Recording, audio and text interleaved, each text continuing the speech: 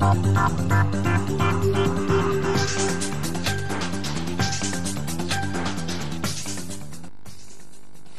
feuille de route du gouvernement Cheikh Modibo Diarra, désormais connue, elle a été transmise aujourd'hui même à l'Assemblée nationale et portée à la connaissance du corps diplomatique. Un des principaux axes porte sur la formation très prochaine d'un gouvernement d'union nationale.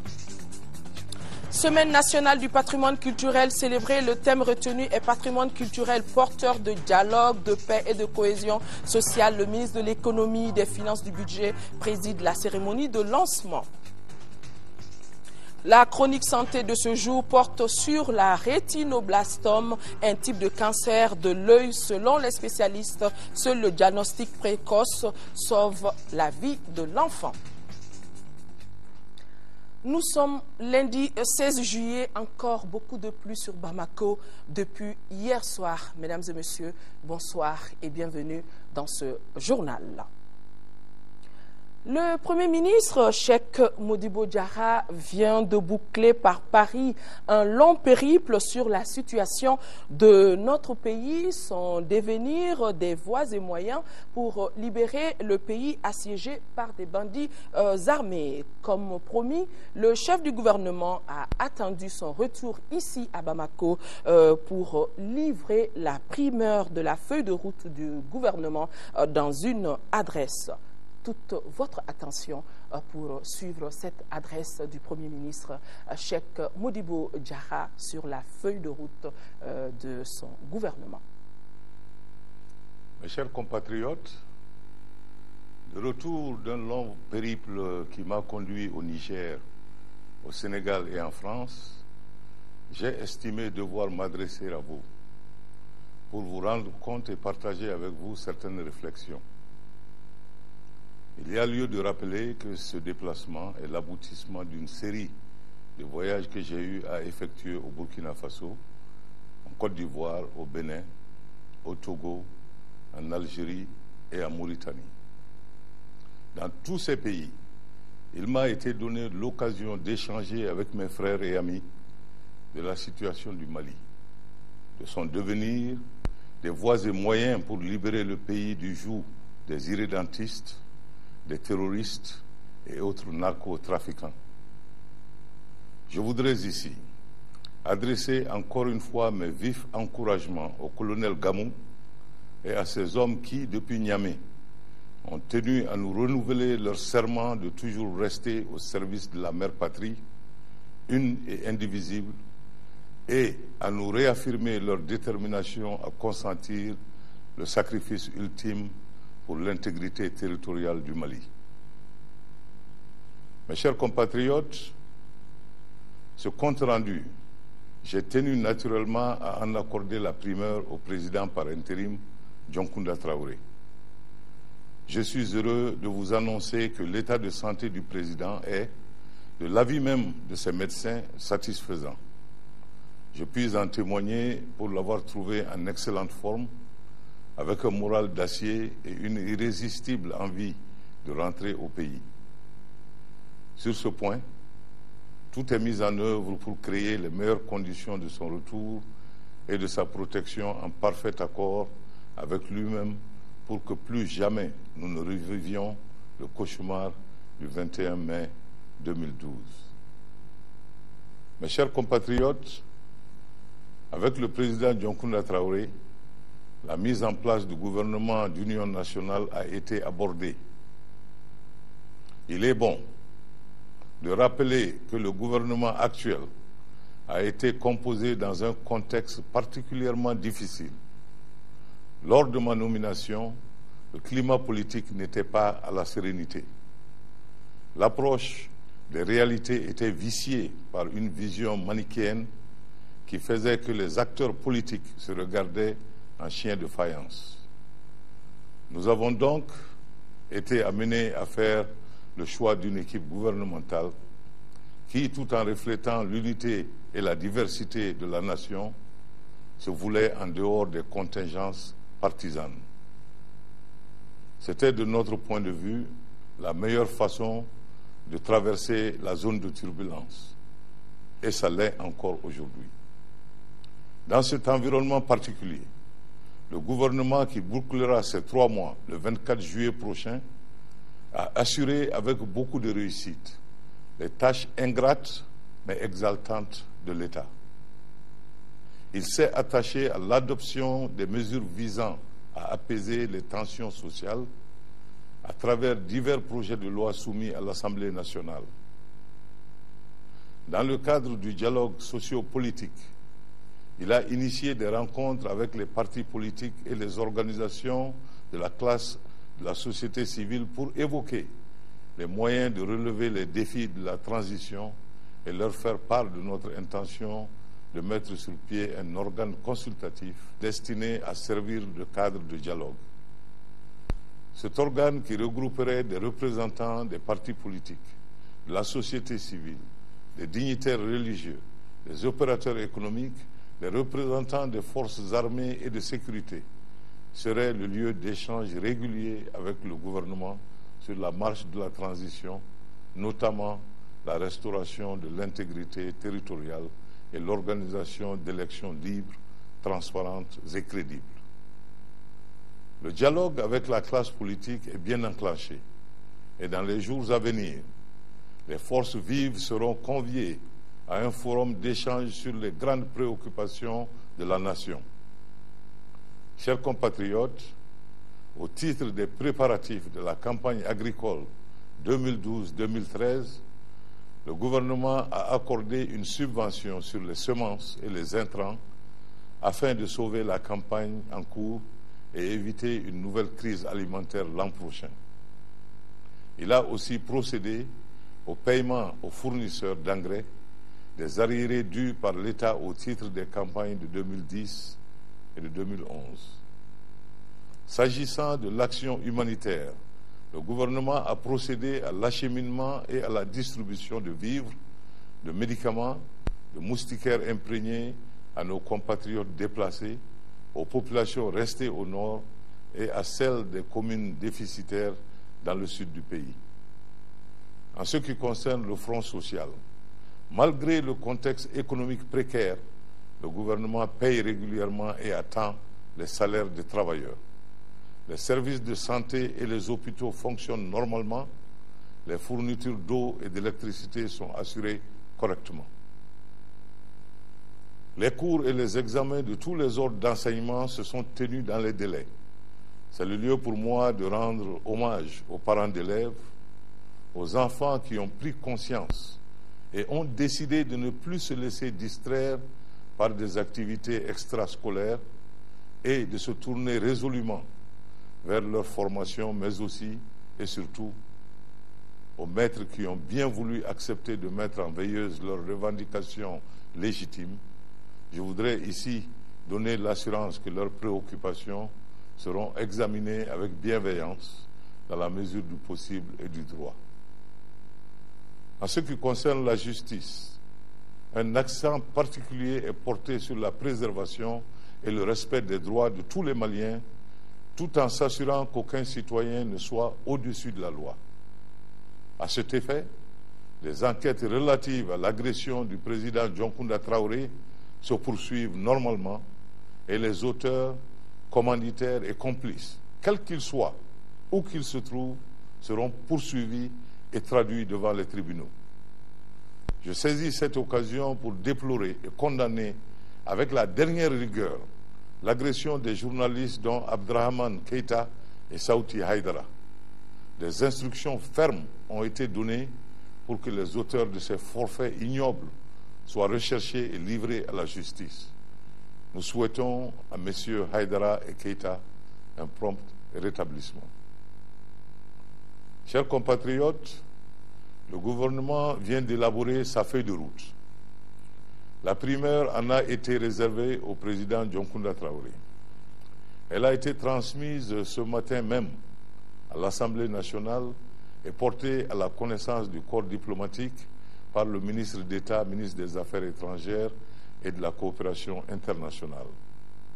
J'envisage de convoquer sans tarder une session extraordinaire de l'Assemblée nationale pour présenter aux honorables députés le contenu de la feuille de route et obtenir leur adhésion et leur contribution pour sa mise en œuvre. Cette session aura aussi à examiner la prorogation du mandat du Haut Conseil des collectivités conformément à l'arrêt de la Cour constitutionnelle dont l'avis avait été requis. Mes chers compatriotes, beaucoup reste encore à faire. Nous en sommes conscients. Nous constatons que le feu de la polarisation partisane est en train de baisser d'intensité. Il est désormais possible de mettre ensemble les talents et les engagements au service du pays et de former un gouvernement d'union nationale. Nous sommes convenus, le président et moi, d'engager les consultations avec toutes les parties concernées afin que toutes les énergies soient tendues vers le même idéal, celui de réconcilier le Mali avec sa grandeur faite de dignité et d'unité. Chers compatriotes, l'attention du gouvernement s'est singulièrement focalisée sur la reconquête des régions du Nord. Nous avons dit que nous sommes ouverts à la négociation avec la participation de toutes les communautés originaires du Septentrion. En même temps, nous nous préparons minutieusement à l'option militaire. La réorganisation de la chaîne de commandement, l'équipement et la formation des hommes, ainsi que la prise de mesures pour la motivation des troupes sont en cours. Partout, lors de mes déplacements, j'ai tenu le même langage. Le Mali souhaite l'assistance multiforme pour libérer le Septentrion. Le Mali veut l'appui des pays amis pour aider à la restructuration de son armée, pour que cette armée soit mieux outillée dans l'accomplissement de ses tâches régaliennes. Partout, la réponse a été la même. Les pays apporteront leur soutien au Mali en fonction de leurs moyens ou conformément à leur législation nationale. Je voudrais, en votre nom et en celui du président par intérim, leur exprimer la gratitude du peuple malien. La communauté économique des États de l'Afrique de l'Ouest a donné le ton avec l'envoi d'une mission d'experts militaires à Bamako. Nous attendons impatiemment leurs propositions pour nous permettre de faire une requête en vue de poursuivre la mobilisation de nos autres partenaires d'Afrique et du reste du monde. Je voudrais réaffirmer ici haut et fort que nous n'abandonnerons jamais nos compatriotes du Nord.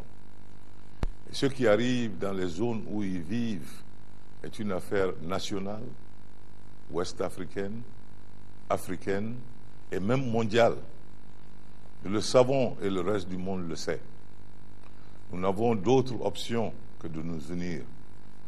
Chaque génération a un devoir que lui impose l'histoire. Le nôtre est de reconstruire le Mali que nous ont légué nos devanciers pour que nous passions le flambeau à nos successeurs avec des frontières intactes. Notre devoir est un défi et son exécution un sacerdoce. Nous avons des valeurs de civilisation qui nous permettent de nous hisser à la hauteur du destin. Il nous faut revenir à l'unité avec la passion qui nous unit et que nous avons en partage, à savoir notre amour pour un Mali un, indivisible, prospère et fort. Je vous remercie. Voilà, Cheikh Modibo Diarra sur la feuille de route de son gouvernement. La version bamana de l'adresse donc du Premier ministre Cheikh Modibo Diarra juste après cette édition. Et pour rester dans le même chapitre, le ministre d'État, ministre des Affaires étrangères et de la coopération internationale a présenté ce matin au sein de son département la feuille de route élaborée par le gouvernement pour une sortie de crise de notre pays. 7 autres membres du gouvernement, les représentants des missions diplomatiques, consulaires et les organisations internationales ont été présents à cette cérémonie. Compte rendu signé Mahamadou Doumbia.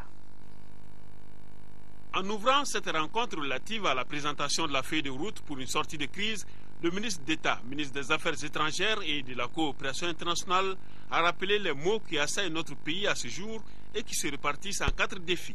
institutionnelle, territoriale, sécuritaire et humanitaire. Il n'y a pas de rébellion Touareg au Mali.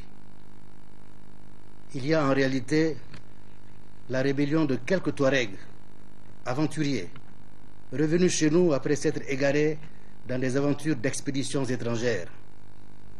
Ils se sont alliés avec les forces du mal, que sont AQMI et les narcotrafiquants, transformés en preneurs d'otages innocents, dont le seul tort est de s'être trouvés sur un territoire où ils avaient librement choisi de vivre.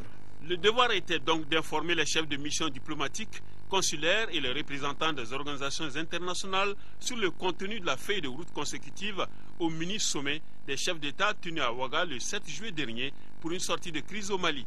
Nous travaillons donc jour et nuit avec nos voisins, nos amis et nos partenaires à rétablir l'intégrité territoriale par la négociation ou par les armes. Cette détermination est visible dans tout ce que nous entreprenons. La feuille de route ainsi présentée fait état de toutes les difficultés actuelles qui affectent l'autorité de l'État et tous les domaines sociopolitiques, économiques et culturels. Et les résultats attendus sont clairs, il faut libérer notre pays, réinstaurer l'autorité de l'État. Les résultats attendus par rapport à tous ces objectifs sont les suivants. Il s'agit les régions du Nord sous occupation sont libérées. Les dispositifs sont mis en place pour assurer la sécurité des institutions de la transition, des personnes et des biens. La présence et la continuité de l'État dans le nord du pays sont assurées. L'autorité de l'État est restaurée. Les populations déplacées et les réfugiés sont réinstallés et secourus. L'État de droit est consolidé. La laïcité de l'État est préservée. La gouvernance économique et financière est améliorée. Les libertés publiques sont protégées. Le dialogue politique avec les partis est renforcé. Les élections libres, démocratiques, transparentes et apaisées sont organisées. La reprise des activités économiques est effective. La sécurité alimentaire est assurée. La coopération avec les partenaires techniques et financiers est renouée. Le climat social est apaisé. Après des échanges, le ministre d'État, ministre des Affaires étrangères et de la coopération internationale a rappelé que ni le Premier ministre ni aucun membre du gouvernement ne seront candidats pour les prochaines élections dans notre pays. Le ministre d'État, ministre des Affaires étrangères et de la coopération internationale, Sadio Laminso, est en route pour l'aéroport de Bamako-Sénou, d'où il décollera, il s'envolera pour la Chine, pour Pékin en Chine, où il prendra part à la 5e conférence ministérielle du Forum sur la coopération sino-africaine qui se tiendra du 19 au 20 juillet prochain. Au cours de cette conférence, il sera question de consolider les acquis et d'ouvrir de nouvelles perspectives pour le nouveau partenariat sino-africain. En marge des travaux, le ministre d'État Sadio Laminso aura des entretiens avec son homologue chinois et plusieurs autres personnalités sur la situation nationale et les voies et moyens de sortie de crise. Il faut rappeler que le Forum sur la coopération sino-africaine est un mécanisme lancé en 2000 par la Chine et 49 pays africains dans le but de promouvoir les relations entre la Chine et les pays africains. Audience à la primature, cet après-midi, le Premier ministre a reçu un envoyé spécial du directeur de l'Organisation islamique pour l'éducation, des sciences et de la culture, Papa Toumane. J'y arrive, Papa Toumane Ndiaye était porteur des messages au Premier ministre Cheikh Modibo Diarra, chef du gouvernement. Si la teneur du message n'a pas été dévoilée, l'Organisation islamique pour l'éducation, des sciences et de la culture, par l'intermédiaire de son envoyé spécial, condamne la destruction des mausolées à Tombouctou d'une part et d'autre part reste solidaire avec le peuple malien pour un retour à la paix. Des communiqués continuent de nous parvenir suite à l'agression de nos confrères Abdrahman Keïta et le doyen Saouti Haïdara. Ainsi, le Conseil supérieur de la communication, l'Union nationale des travailleurs du Mali, la Convention social-démocrate Mogotiguia, le Parti pour le développement économique et la solidarité PDS, tous condamnent ces actes barbares et dignes d'une autre époque et demandent incessamment au gouvernement l'ouverture d'une enquête pour retrouver les auteurs.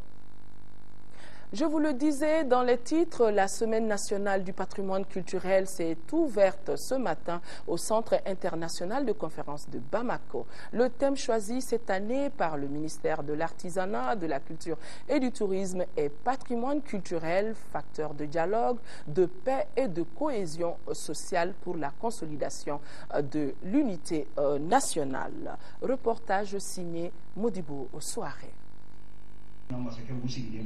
Le Mali a toujours été une terre de rencontres et de civilisation depuis la période des grands empires. Cette réalité historique fait de notre pays un foyer de production culturelle caractérisé par une diversité à l'image de sa population et ses communautés pluriethniques. Cette semaine nationale du patrimoine culturel se tient dans un contexte particulier avec la crise sociopolitique et sécuritaire que notre pays vit depuis quelques mois suite à l'occupation des régions nord par des bandits armés. La furie destructrice de ces groupes terroristes qui ramènent l'expression de la foi à leur seule logique a concerné rien qu'à Tombouctou les biens patrimoniaux. Qu'il s'agisse du cinéma ou du livre, de la musique ou de la coiffure en passant par les costumes jusqu'aux objets artisanaux, de l'oralité ou de la photo, le public pourra visiter pendant toute cette semaine au Centre international de conférences de Bamako notre histoire. Notre patrimoine culturel a pour référence universelle Tombouctou, Djenné, les falaises de Bandiagara, le tombeau des Askia, entre autres, inscrits sur la liste du patrimoine mondial de l'UNESCO, aujourd'hui profanés ou menacés par des islamistes. Rassurez-vous que l'ensemble de leurs forfaits se trouve consigné dans une plainte du gouvernement du Mali auprès de la Cour pénale internationale. Nos envoyés s'envoleront ce soir pour le dépôt du dossier. Cette cérémonie d'ouverture a été aussi marquée par une déclamation poétique, des sketchs de sensibilisation sur la paix et un défilé des représentants des 8 régions de notre pays animés par des mannequins en costume et coiffure traditionnelle. L'assistance a eu également droit à la projection d'un film intitulé Le Mali, Carrefour des civilisations, une production du Centre national de la cinématographie du Mali. En marge de cette première journée, le ministre de l'économie, des finances et du budget représentant le Premier ministre a inauguré l'exposition qui a pour thème diversité des expressions culturelles du Mali à travers l'artisanat et le patrimoine culturel immatériel inscrit.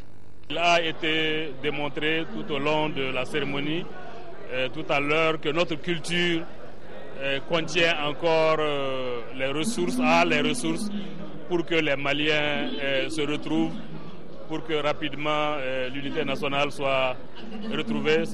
Artistes, artisans, hommes de lettres, des sciences, dépositaires de notre culture vous donnent donc rendez-vous jusqu'au 20 juillet prochain au CICB pour la Semaine nationale du patrimoine culturel. Voilà, on ne cessera de répéter, le Mali est et restera riche de son patrimoine culturel. Démarrage du brevet de technicien, ils sont plus de 59 000 candidats. Le ministre de l'Éducation, de l'Alphabétisation et de la Promotion des langues nationales s'est rendu dans quelques centres d'examen de la capitale. À son passage, les épreuves se déroulaient normalement. Voilà ce que nous dit dans son compte-rendu Mohamed Djara. Le soleil sort de sa tanière comme à l'accoutumée ce lundi. Il est 6h35. Les candidats à l'examen du brevet des techniciens prennent le chemin des centres d'examen. Après une année scolaire relativement bien remplie, c'est l'heure de la vérité qui sonne. Chacun sera jugé selon ses mérites scolaires. Ils sont 59 225 candidats à passer l'examen du BT cette année. L'enseignement technique et professionnel enregistre ainsi un nombre élevé de candidats d'année en année, signe de l'intérêt que les autorités scolaires et les élèves accordent à ce ordre d'enseignement. Ce qui présage un lendemain meilleur pour le Mali, puisque c'est l'enseignement technique qui produit de la main-d'œuvre qualifiée pour l'économie. Le visiteur du jour ne dit pas le contraire. Évidemment, la demande du marché devrait certainement amener et les élèves et surtout les parents à réexaminer les orientations des enfants. Nous avions besoin de main-d'œuvre qualifiée, mais nous devrions aussi répondre à l'attente du marché, à l'emploi. Et ces emplois-là, dans des filières qui sont porteuses. Naturellement, les examens de cette année se tiennent dans un contexte particulier. La situation des élèves déplacés est traitée avec beaucoup d'attention. Les élèves du Nord, c'est toute la nation comme toujours. Nous pensons et nous tenons beaucoup à leur faire, du moins à nous assurer qu'ils ne vont pas perdre l'année scolaire.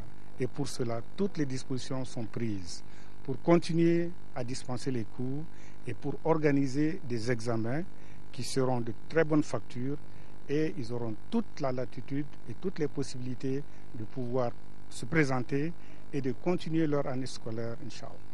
Certains déplacés n'ont pas attendu la session spéciale du mois d'octobre que compte organiser le gouvernement pour les autres déplacés. Malgré la situation de crise au nord, ils ont bénéficié des cours de rattrapage leur permettant de concourir. À présent, un mot de l'actualité sur le continent. Un nouveau président pour l'Union africaine, ou si vous voulez, une nouvelle présidente, c'est une dame, une nouvelle présidente pour la Commission de l'Union africaine. L'élection de la ministre sud-africaine de l'Intérieur, Nkosazana Dlamini-Zuma, est inédite à plusieurs titres. Pour la première fois, une femme accède à la présidence de la Commission, l'exécutif de l'Union africaine, et pour la première fois, le poste échoit à une grande puissance continentale, celle-ci s'abstenant jusqu'ici de postuler conformément à une loi non écrite. Nous retrouvons l'actualité dans notre pays. Le projet de réduction de l'usage de mesures dans l'orpaillage du Mali vient d'être lancé. D'un coût total d'environ 948 millions de francs CFA, le projet qui s'étale sur une durée de 3 ans couvre les régions de Kay, Koulikoro et Sikasso. Agali Agissa. Le Mali est le 3e producteur d'or en Afrique, avec une place importante réservée à l'orpaillage. Une production artisanale qui fait recours à l'usage du mercure, un produit chimique nuisible à la santé et à l'environnement. C'est dans le but de rationaliser l'utilisation du mercure que le projet a vu le jour. Le secteur de l'artisanat minier est le plus grand consommateur de mercure, soit près de 1400 tonnes par an à l'échelle mondiale. Notre pays, certes, n'échappe pas à la tentation de la propriété magique qu'offre le mercure d'amalgamer l'or afin d'augmenter la production. Ces pratiques affecteront sans doute la santé des orpailleurs et une pollution de leur environnement, incluant la chaîne alimentaire. Les délégués à cette rencontre sont venus des régions de Kay, Koulikoro et Sikasso. Ils planchent sur les activités de mise en œuvre du projet financé par certains partenaires comme l'ONIDI, l'Union européenne. Ce projet, en premier lieu, va procéder à des inventaires, non seulement du mercure qui est utilisé, la quantité de mercure utilisée, le nombre aussi d'orpailleurs en République du Mali. C'est chiffré présentement à 200 000, et ce qui est apparemment faux. Le projet va mettre en œuvre un plan d'action aussi. Plan d'action pour l'usage du mercure dans l'orpaillage. Il y aura aussi des activités de formation, n'est-ce pas, des orpailleurs. D'un coût total d'environ 948 millions de francs CFA, le projet a une durée de 3 ans.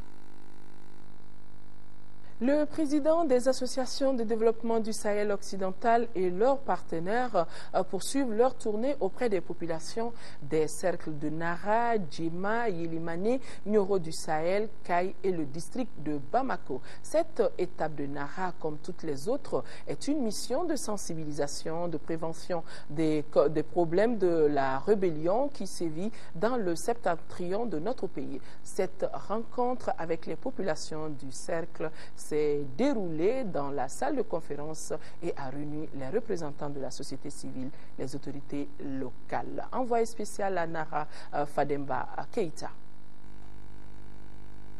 Après Nyono, en 4e région, c'est le cercle de Nara qui a accueilli les responsables des associations des cercles de Nyono, Djema, Kaï, Yelimane, Nioro du Sahel et du district de Bamako.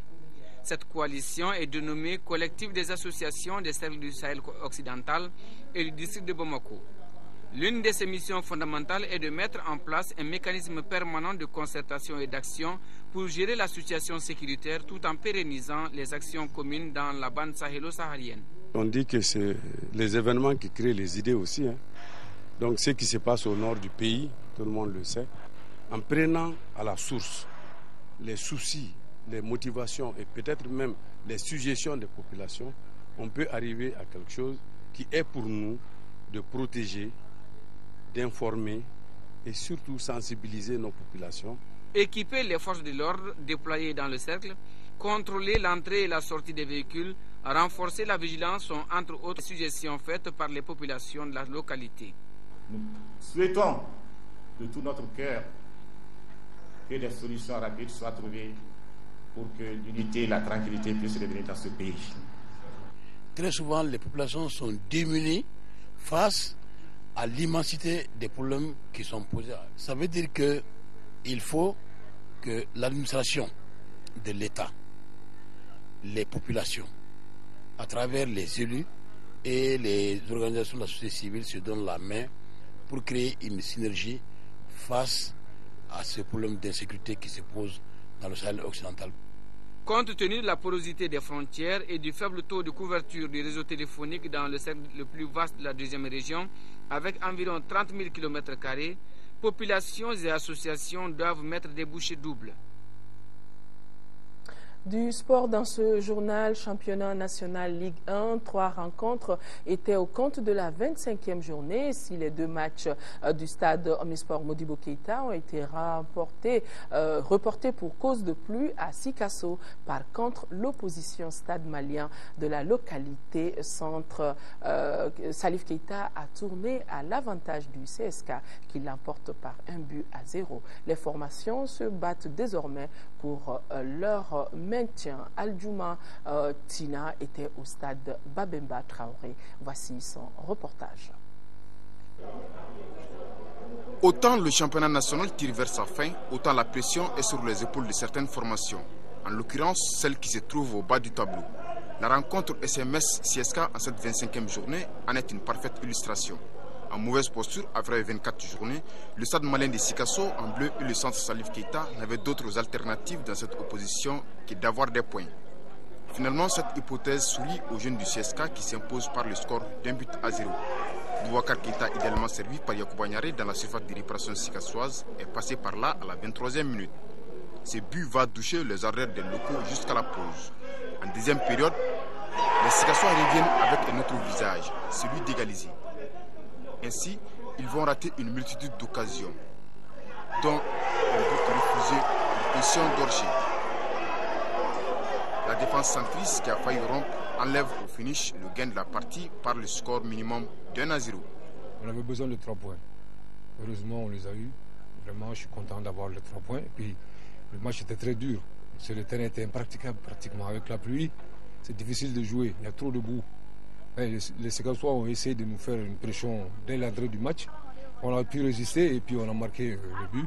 Ce match, on a perdu, on n'a pas démérité. Vous-même, vous avez vu le match. Et point de vue arbitrage, bon, je n'ai pas l'habitude de parler sur ça. Mais vous avez vu le match, c'était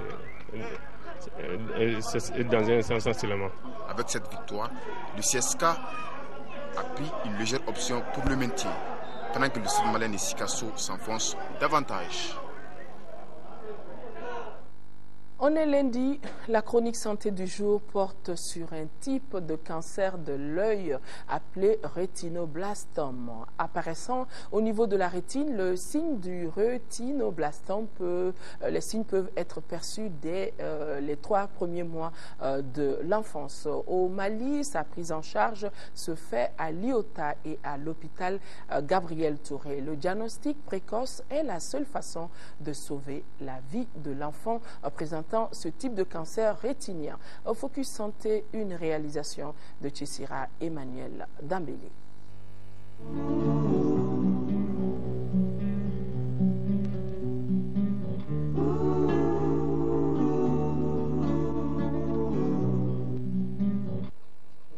Une tache blanche dans la partie noire de l'œil de votre enfant et les nouvelles sont très mauvaises. Cette tache peut désigner d'autres types de pathologies, mais dans la plupart des cas, elle est preuve d'un rétinoblastome évolutif. Le rétinoblastome est un cancer de la rétine chez l'enfant de moins de 5 ans. Les statistiques évoquent un cas de ce type de cancer sur 18 000 naissances dans le monde et notre pays n'est pas épargné. Au sein de l'unité d'oncologie pédiatrique du CHU Gabriel Touré, à peu près nous avons 30 à 40 nouveaux cas par an, n'est-ce pas? Et surtout, c'est des formes très avancées de la maladie, ce qui n'est pas normal. Les signes de ce cancer rétinien sont perceptibles très tôt chez le nourrisson. Déjà très précocement, on voit que l'œil dévie, c'est-à-dire il y a un strabisme. Ça veut dire que l'œil, la partie noire de l'œil est déviée soit vers l'extérieur, donc ça fait un strabisme divergent, ou l'œil va dévier vers l'intérieur, un strabisme convergent. Et dans ce cas, le strabisme peut être soit sur un œil, si la maladie pousse sur un seul œil, ou bien la déviation des yeux se voit au niveau des 2 yeux. Dans l'évolution, la tumeur va grossir sur la rétine.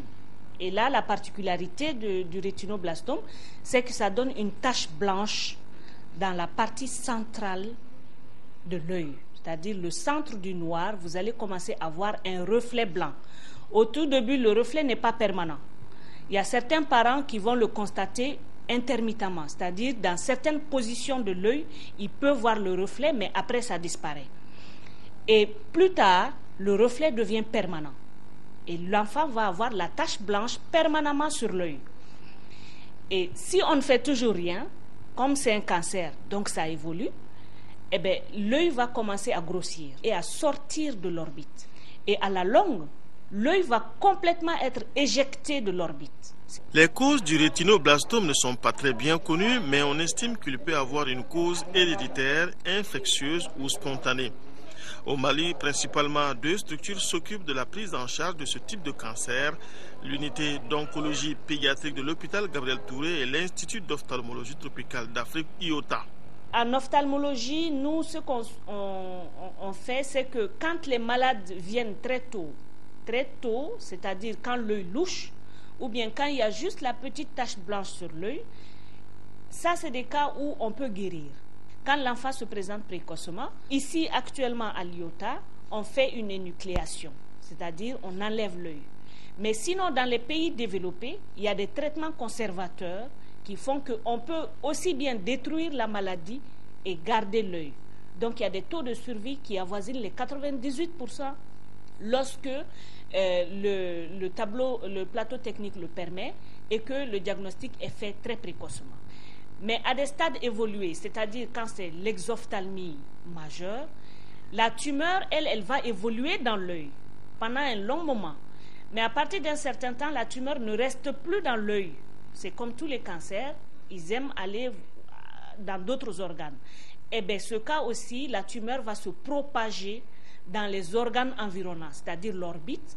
Et finalement, passer le cap de l'orbite, la tumeur peut aller se localiser au niveau du cerveau. Et si c'est le cas, malheureusement, c'est un stade où la médecine est impuissante. Ces patients, très souvent, ils sont référés par l'IOTA, en fait. Les patients reçus au stade précoce, n'est-ce pas? Alors nous faisons ce qu'on appelle les bilans d'extension. Après, nous adressons le patient à l'ophtalmologie pour l'énucléation, n'est-ce pas? On enlève l'œil, n'est-ce pas? Après, on envoie l'œil à l'histologie, à l'anatomopathologie. En fonction de ça, n'est-ce pas, nous déterminons quel type de traitement, de chimiothérapie l'enfant doit recevoir en post-opératoire. Dans cette prise en charge, le service d'anatomopathologie a son rôle à jouer, de même que le service d'imagerie médicale, précisément avec le scanner. C'est à travers ce scanner qu'on s'est fait une idée du volume de la tumeur et de l'extension de la tumeur. Cette tumeur, elle est d'abord dans l'œil, ça peut aller dans l'orbite, ça peut atteindre les nerfs optiques, ça c'est dans les cadres oculaires, mais ça peut aller aussi au-delà pour avoir une localisation au niveau cérébral ou même à distance. C'est dans ces cas que l'imagerie intervient pour apprécier le volume tumoral au début du traitement, et en cours du traitement, on fait aussi un autre scanner pour apprécier la régression tumorale. Le diagnostic précoce est très important pour une prise en charge correcte du rétinoblastome. Mais au Mali, la majeure partie des patients arrivent à l'IOTA avec leur rétinoblastome à un stade où l'œil est déjà projeté en dehors de l'orbite. Mais l'organisation de la prise en charge évolue positivement. Un projet de l'Alliance mondiale contre le cancer et de ses partenaires maliens est en cours d'exécution. Il vise à faciliter le diagnostic et la prise en charge de la maladie, ce qui passera forcément par une sensibilisation des praticiens et des populations.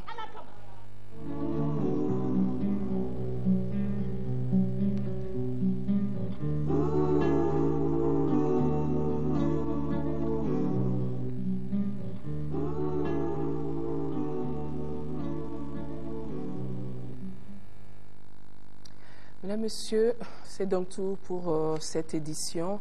La version Bamanan de l'adresse du Premier ministre Cheikh Modibo Diarra, vous l'avez suivi dans ce journal, le Premier ministre qui est venu dévoiler la feuille de route de son gouvernement.